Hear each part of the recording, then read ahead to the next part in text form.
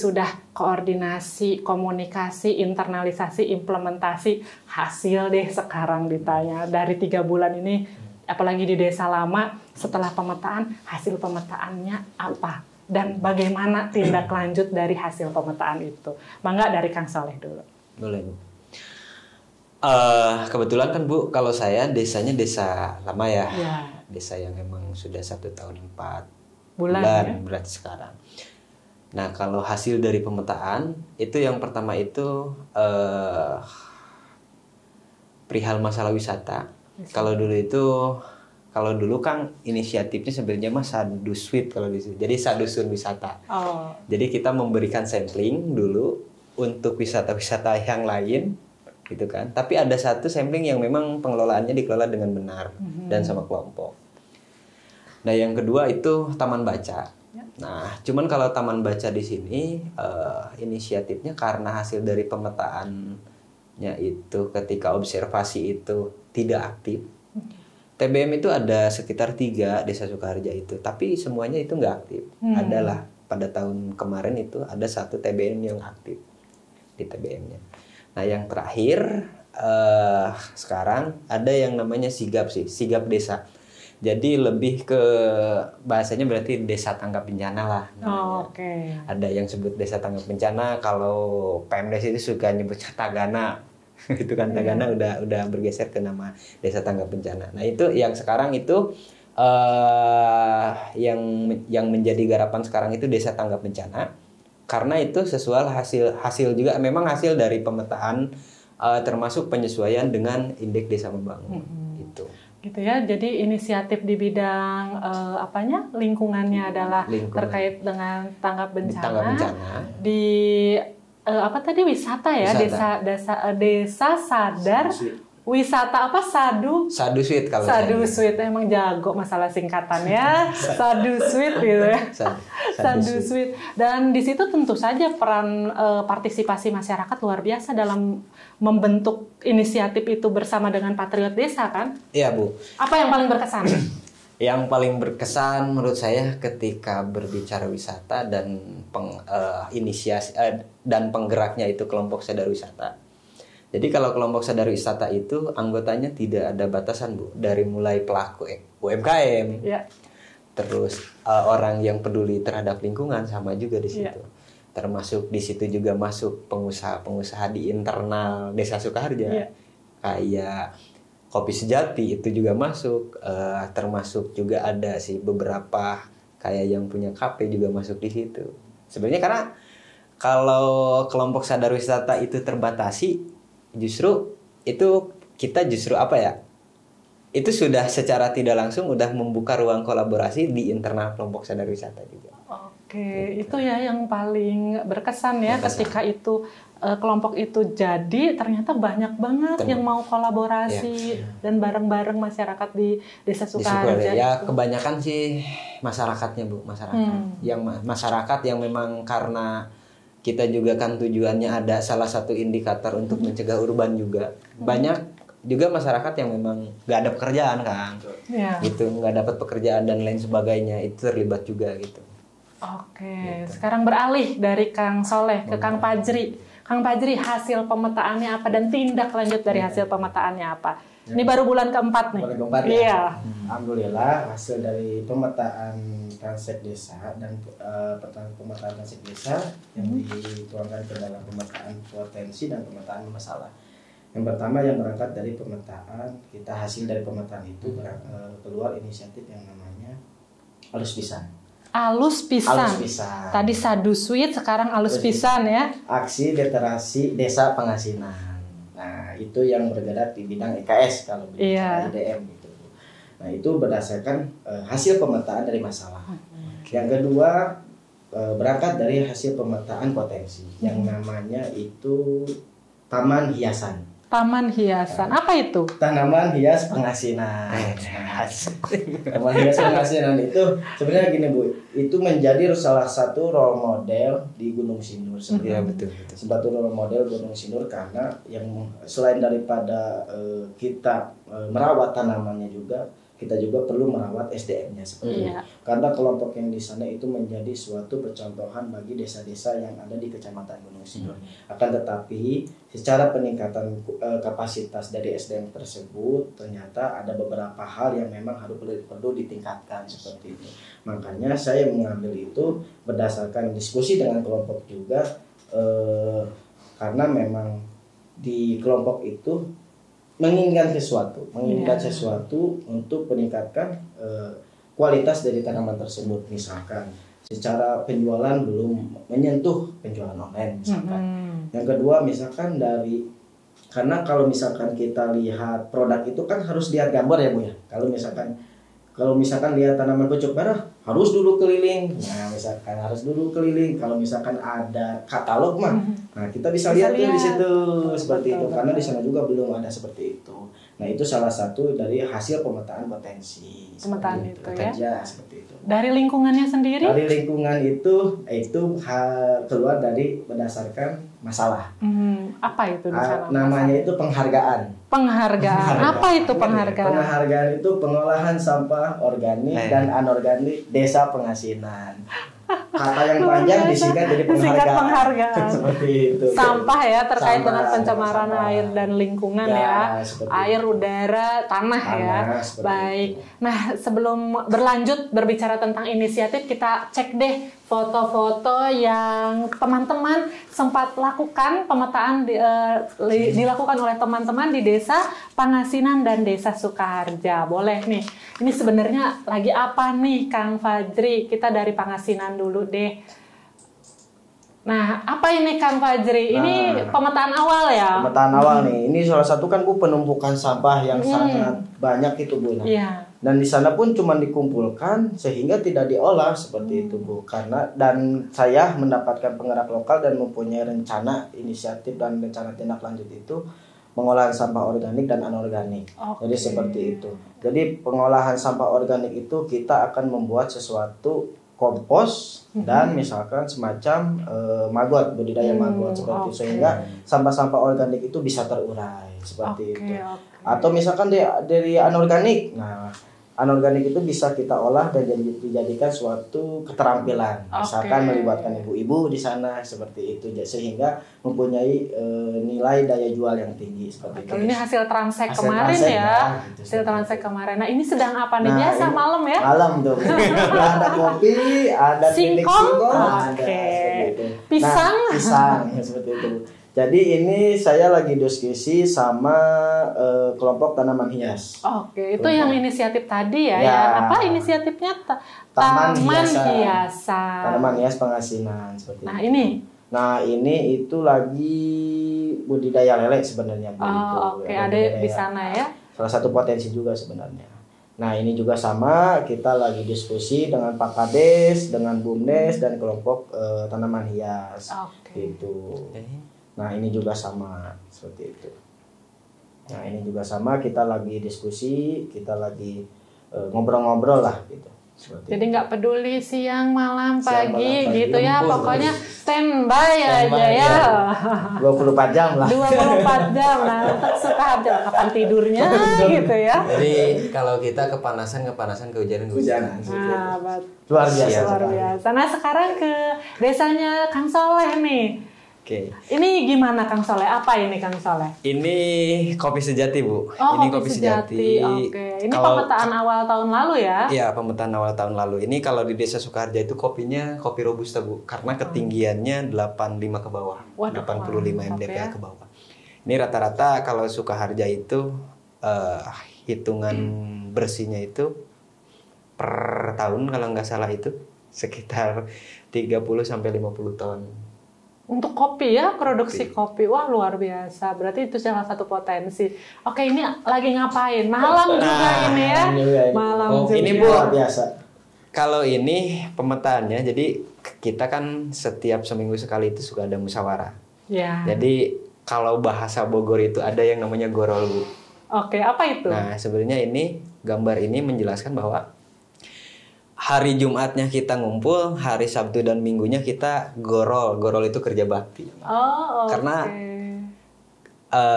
Ini sebenarnya gambar ini yang bapak-bapak ini ada nih satu yang muda. Itu dari keterwakilan pemuda. Ini semuanya kelompok sadar wisata. Okay. Ini hanya keterwakilan, itu ada ketua, sekretaris, terus ada wakil ketua yang muda yang pinggir saya. Itu ada anggota juga sama. Jadi segala usia ada di situ ya, nyampur aduk, dan berbagai macam kelembagaan di desa juga ikut terlibat dalam kelompok sadar wisata. Next mungkin ya kita lihat, wah ini ya Curug itu ya. Ini ketika Patriot Sabtu dan Minggu melaksanakan kegiatan. Karena kalau Curug Cibengang ini yang ada di Desa Sukarja, memang kita titiknya dari nol, Bu. Oke. Dari nol. Nah ini termasuk kita nih. Ini pembangunan 100 meter jalan hanya setapak kayak gitu. Ini dibangun secara swadaya oleh kelompok sadar wisata. Wah, luar biasa. Gitu. Tuh kalau kayak gitu teh kita merinding ya ini. Kalau ini hasil dari proses selama 1 tahun kemarin, kita sudah membuat gapura juga, termasuk itu salah satu peta pengunjung. Udah ada pengunjung. Ini kalau ini teman-teman Patriot Desa yang memang berkunjung ke Curug Cibengang. Kayak gitu. Wah, luar biasa. Nah, kalau ini ada kelompok sadar wisata, itu ada ketua BUMDes, itu sama ada wakilnya juga, wakil kelompok sadar wisata. Jadi secara tidak langsung Patriot Desa memfasilitasi untuk bertemu. Gitu. Tapi ya memang kalau diskusinya kadang-kadang kita nggak bisa formal juga begitu. Iya. Oke. Mantul kalau ini sih ya.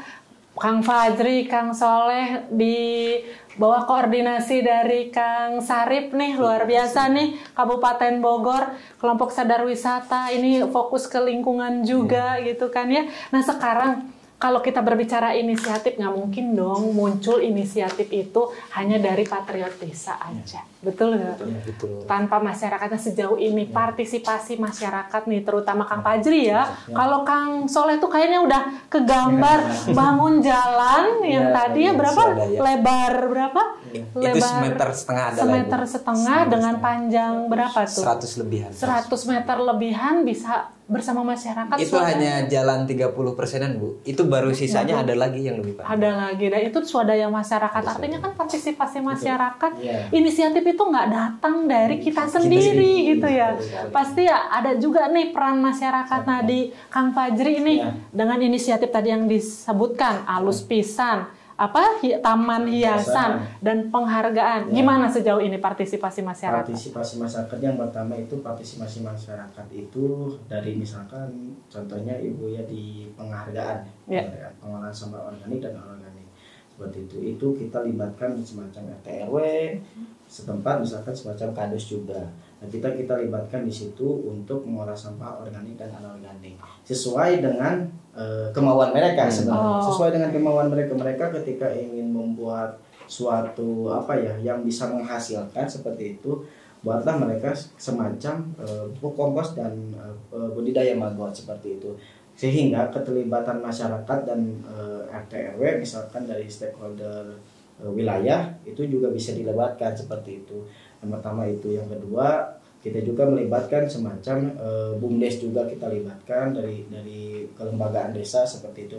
Kelembagaan desa seperti BUMDes, LPM juga kita libatkan selain daripada masyarakat seperti itu. Karena berbicara tentang tanaman hias untuk mengangkat potensi desa itu perlu yang namanya kolaborasi secara bersama. Seperti dari tingkat kecamatan juga kita sering mengajak berdiskusi lah seperti itu untuk meningkatkan kualitas atau misalkan produk dari desa penghasilan seperti itu.